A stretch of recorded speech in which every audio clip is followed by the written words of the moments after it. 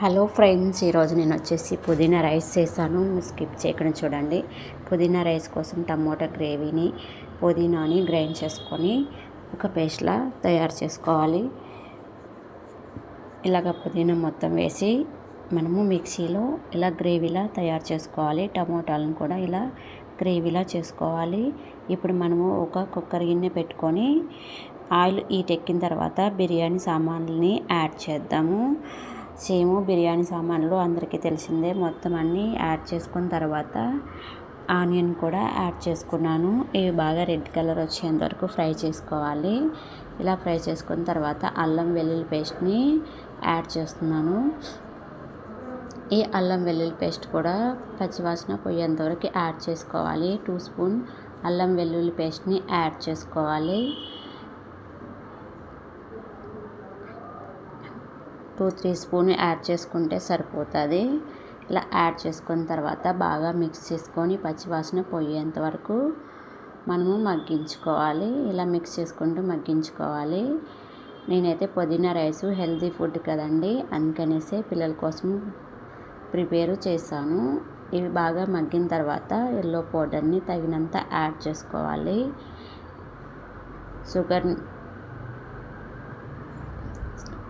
సాల్ట్ని కూడా మనము తగినంత యాడ్ చేసుకోవాలి. తగినంత సాల్ట్ని యాడ్ చేసుకొని బాగా మిక్స్ చేసుకోవాలి. ఇలా మిక్స్ చేసుకున్న తర్వాత మనము ఇవి పచ్చివాసన పోయేంత వరకు బాగా మగ్గించుకోవాలి. మీరు మా ఛానల్ స్కిప్ చేయకుండా చూడండి. మీరు మా ఛానల్ సబ్స్క్రైబ్ చేయండి, షేర్ చేయండి, లైక్ చేయండి. బాగా మగ్గిన తర్వాత టమోటా గ్రేవీని కూడా యాడ్ చేశాను. ఇలా టమోటా గ్రేవీ మసాలా పట్టేటట్టు మిక్స్ చేసుకుంటూ మగ్గించుకోవాలి. ఈ టమోటా గ్రేవీ పచ్చివాసన పోయేంత వరకు మగ్గించుకుంటే సరిపోతుంది. ఇది మగ్గించుకున్న తర్వాత మనము పుదీనా గ్రేవీని కూడా యాడ్ చేసుకోవాలి. ఇది కూడా పచ్చివాసన పోయేంత వరకు బాగా మిక్స్ చేసుకుంటూ మగ్గించుకోవాలి. టమోటా పుదీనా గ్రేవీని 2 యాడ్ చేసుకున్నాము. ఈ పచ్చివాసన పోయేంత వరకు బాగా మగ్గించుకుంటే సరిపోతుంది. మీకు నచ్చితే కనుక లైక్ చేయండి, సబ్స్క్రైబ్ చేయండి.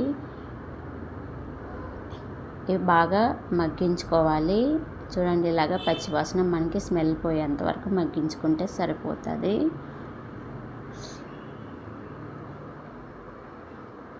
చూడండి, ఆయిల్ మొత్తం పైకి వస్తుంది. ఇలా మగ్గించుకుంటే మనకి సరిపోతుంది. ఇప్పుడు మనము మగ్గించుకున్న తర్వాత గరం మసాలాని యాడ్ చేసుకున్నాము. ఈ గరం మసాలా యాడ్ చేయడం వల్ల రైస్ బాగా టేస్టీగా ఉంటుంది.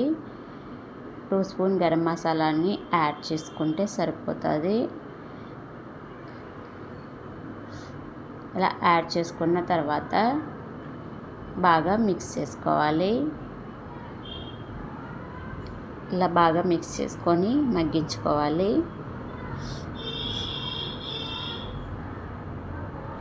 ఇలా మిక్స్ చేసుకుంటూ సిమ్లో మగ్గించుకుంటే సరిపోతుంది. ఇలా మగ్గించుకున్న తర్వాత మనము రైస్ని యాడ్ చేసుకోవాలి. నేనైతే 4 గ్లాస్ని రైస్ని యాడ్ చేసుకున్నాను. 2 టైమ్స్ తినడానికి ఉంటుందని 4 గ్లాస్ రైస్కి 8 గ్లాస్ వాటర్ని యాడ్ చేసుకోవాలి. మనకి 2 గ్లాస్ రైస్ అయితే 4 గ్లాస్ యాడ్ చేసుకోవాలి. 4 గ్లాస్ రైస్ అయితే 8 గ్లాస్ వాటర్ని యాడ్ చేసుకోవాలి. ఇలా రైస్ని యాడ్ చేసుకొని బాగా మిక్స్ చేసుకోవాలి. ఇలా బాగా మిక్స్ చేసుకోవాలి. ఇందాక నేను ఫస్ట్లో జీడిపప్పు యాడ్ చేయడం మర్చిపోయాను. ఇప్పుడు యాడ్ చేసుకుంటున్నాను. ఇలా బాగా నెయ్యిలో ఫ్రై చేసుకోవాలి. జీడిపప్పుని ఫ్రై చేసుకొని నెయ్యిలో మనము ఇప్పుడు రైస్లోనికి యాడ్ చేసుకున్నాము.